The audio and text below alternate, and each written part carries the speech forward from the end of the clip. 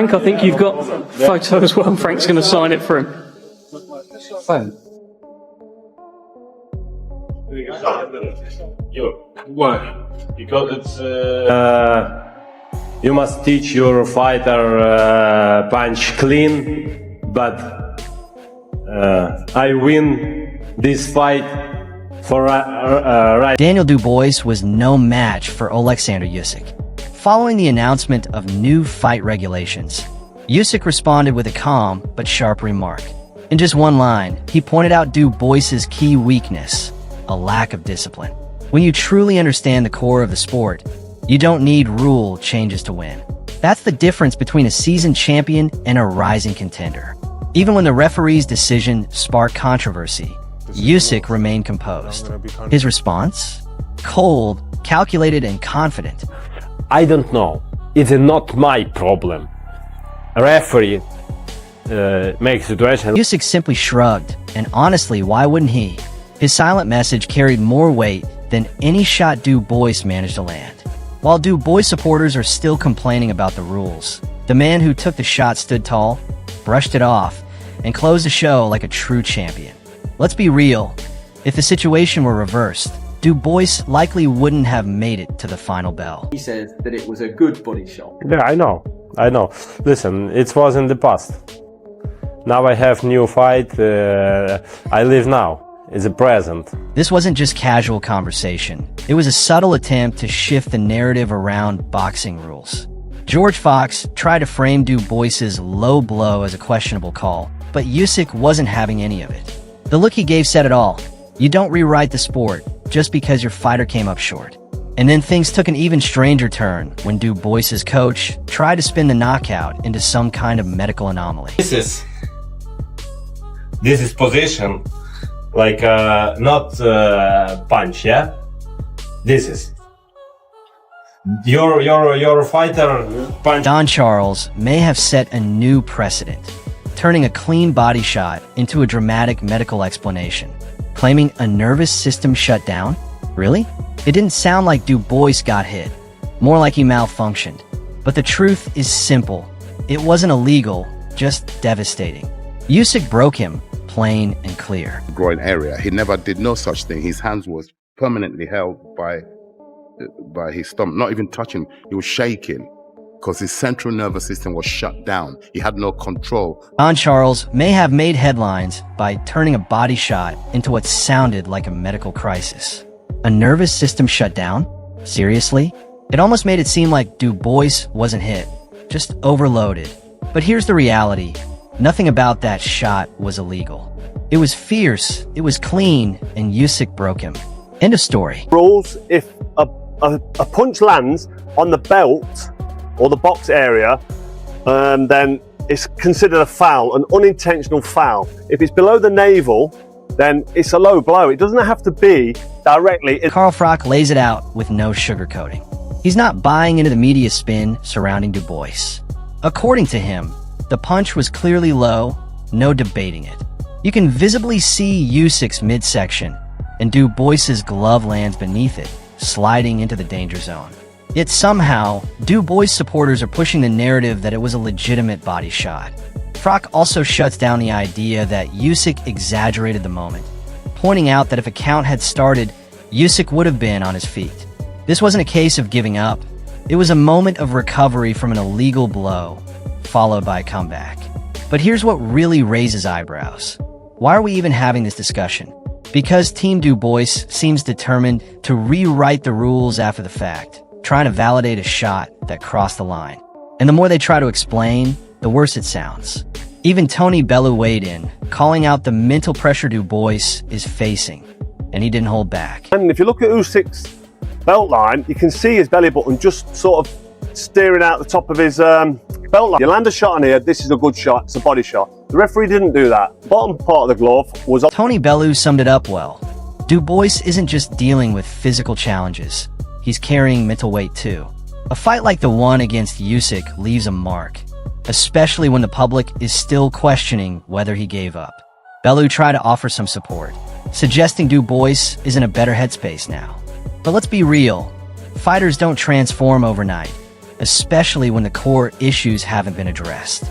The big question is, what happens when Dubois is under pressure again, especially from someone as smart and composed as Usyk? Will he stand tall or fall into old patterns?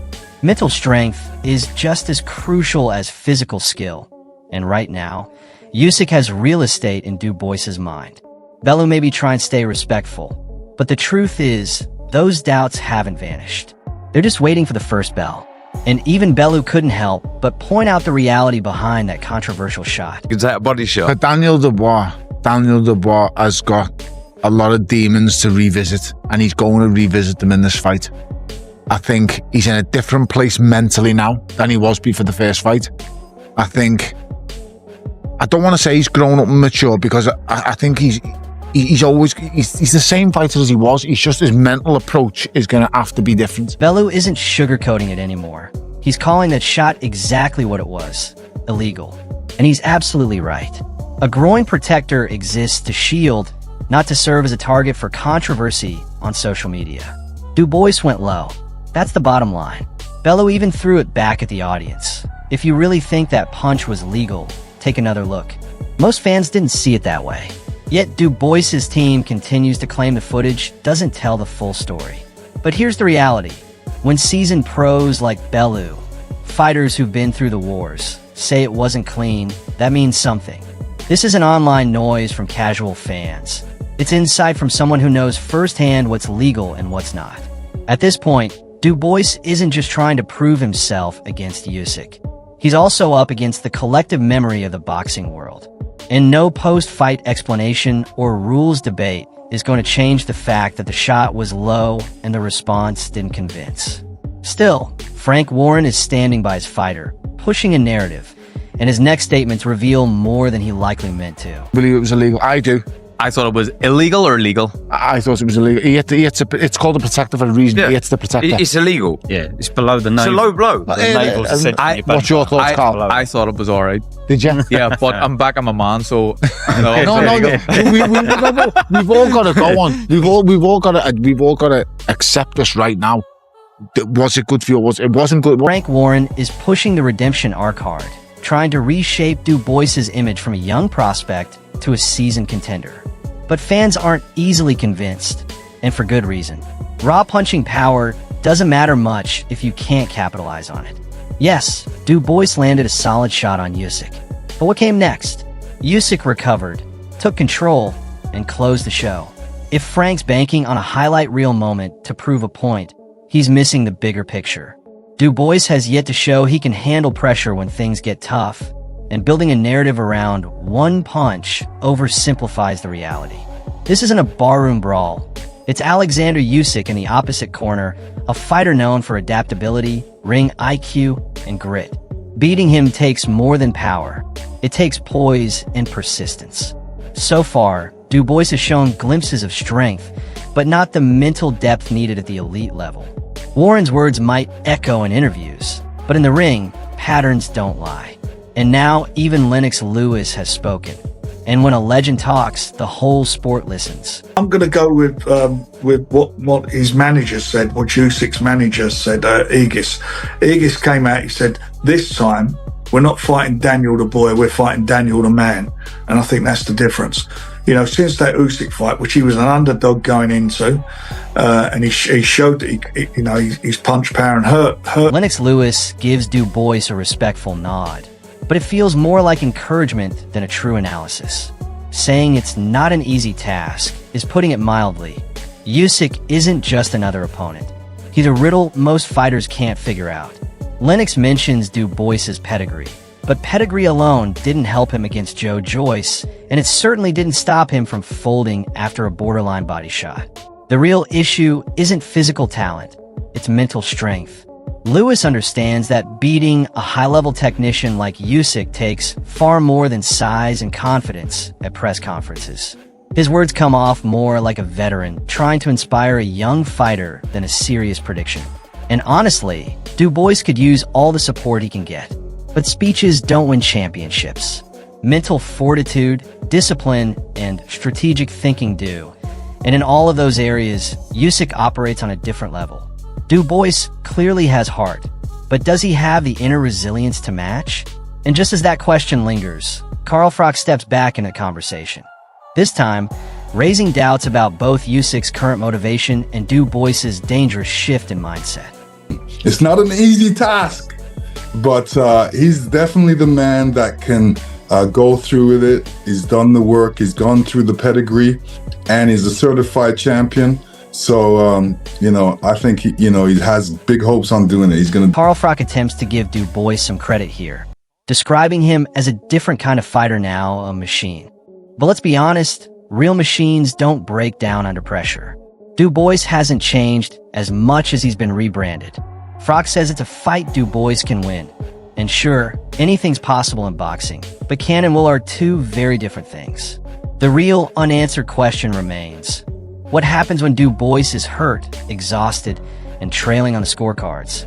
Usyk doesn't just test your chin, he tests your will.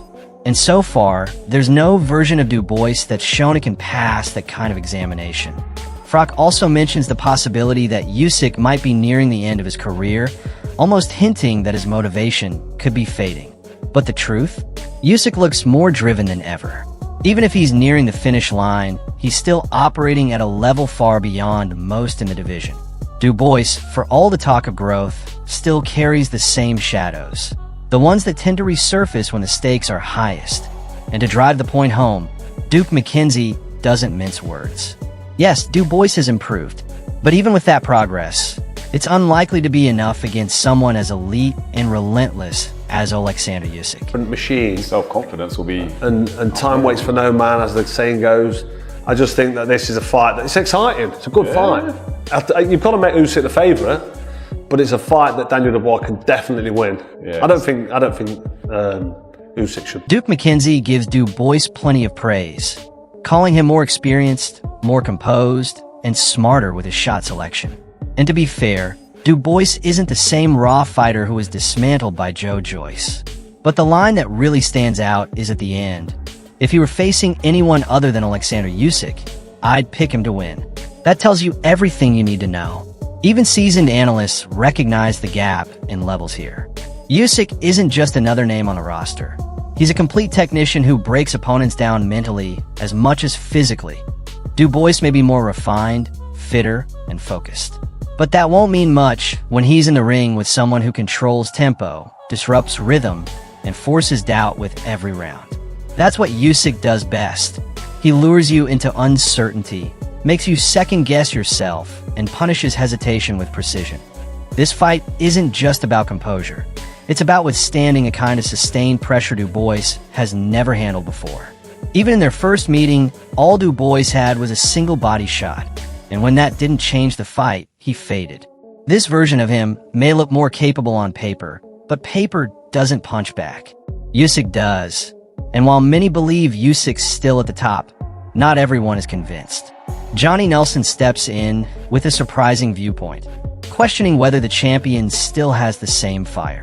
If he was fighting anybody else other than Oleksandr Usyk, I would pick him to win. But what they're convinced... You think he is number 2 heavyweight in the world right now? Yeah, absolutely.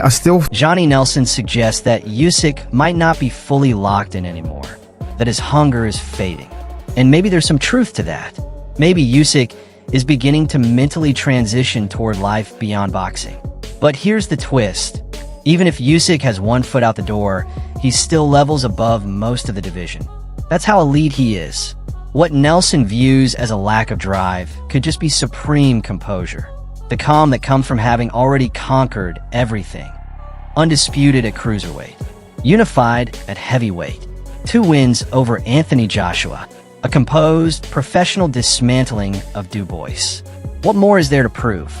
And yet, Usyk remains active, still in top condition, still breaking down opponents with laser focus. Dubois needs to believe Usyk is slipping. It's the only way this rematch carries any real hope for him.